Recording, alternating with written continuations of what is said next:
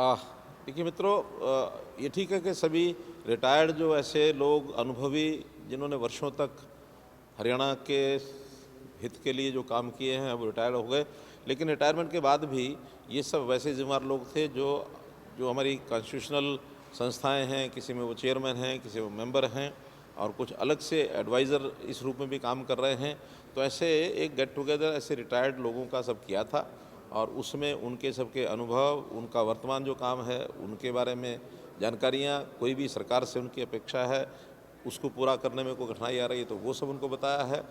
हमारे जो नए जितने भी प्रोजेक्ट्स हैं जितने प्रोग्राम हैं हमने पिछले सालों में शुरू किए हैं, इसके बारे में उन्होंने जानकारियाँ ली, वो हमने उनको बताए हैं।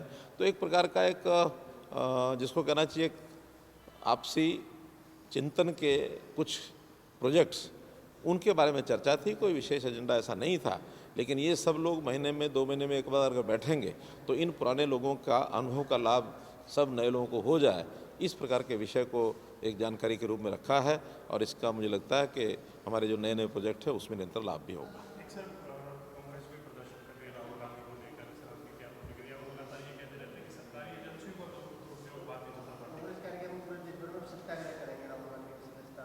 देखिए, लोकतंत्र में जो उनको करना वो करना ही चाहिए, लेकिन लोकतंत्र की मर्यादाओं को जब तोड़ा जाता है, उसको छिन्न-भिन्न किया जाता है, तो उसमें जितनी भी एजेंसीज़ हैं वो अपना काम करती हैं।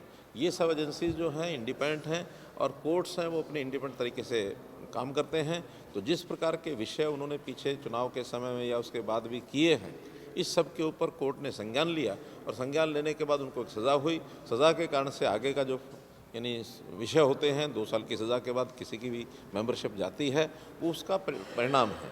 अन्यथा कोई सरकार किसी प्रकार का दुरुपयोग करती है ऐसा नहीं है। हर किसी को अपनी मर्यादाएं बना के रखनी है। अगर मर्यादाएं कोई इस प्रकार से तोड़ेंगे तो कोई भी होगा, कोई इनके साथ अकेले हुआ ऐसा नहीं है। अगर हम 2014 से लेकर इस समय तक देखें तो ये 13वां केस है, चाहे विधानसभा की सदस्यता गई है, चाहे लोकसभा की सदस्यता गई है। तो ये तो कोर्ट के फैसले के अनुसार सब होते हैं और कोर्ट में अगर उनको कोई राहत मिलेगी तो मिल जाएगी और नहीं मिलेगी तो कोर्ट का संज्ञान लेगा।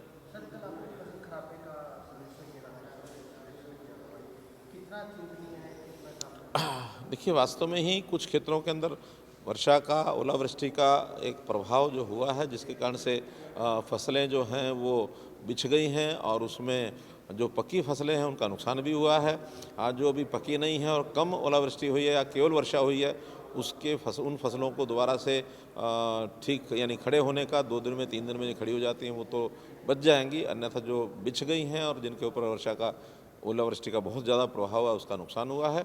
हमने इसकी गिरदावरी के लिए आदेश दे दिए हैं। 31 मार्च तक सब गिरदावरी कंप्लीट हो जाएगी और इसके बाद असेसमेंट करके और जिनका जितना नुकसान हुआ है, जो इंश्योरेंस कराई हुई है, बीमा कराया हुआ है फसल बीमा योजना के अंतर्गत, तो कंपनियां देंगी और जिन्होंने बीमा नहीं कराया है उसको सरकार देगी। मई महीने में इनके सबके जो कंपनसेशन है, जो क्लेम है, वो सब सेटल कर दिए जाएंगे। देखिए, क्षतिपूर्ति पोर्टल खुला है, लेकिन जिन लोगों ने अपनी मेरी फसल मेरा ब्यौरा में रजिस्ट्रेशन नहीं किया था उनके लिए कठिनाई आई थी। वो अब हमने गांव के अनुसार जहाँ जहाँ इस प्रकार का नुकसान हुआ है डीसीज को आदेश दे दिए हैं, उन सब गांव के लिए और मेरी फसल मेरा ब्यौरा दोबारा से खोल दिया जाए ताकि वो अपनी फसल को उसमें दर्ज कर सके और उसके बाद फिर क्षतिपूर्ति में भी अपने नुकसान का जो उनका जायज़ा है उसमें डाल सकें। हमसे जुड़े रहने के लिए हमारे YouTube चैनल को सब्सक्राइब करें और नई वीडियो की नोटिफिकेशन के लिए बेल आइकॉन को दबाएं। अगर आप ये वीडियो Facebook पर देख रहे हैं तो लाइक जरूर करें और ज्यादा से ज्यादा शेयर करें। धन्यवाद।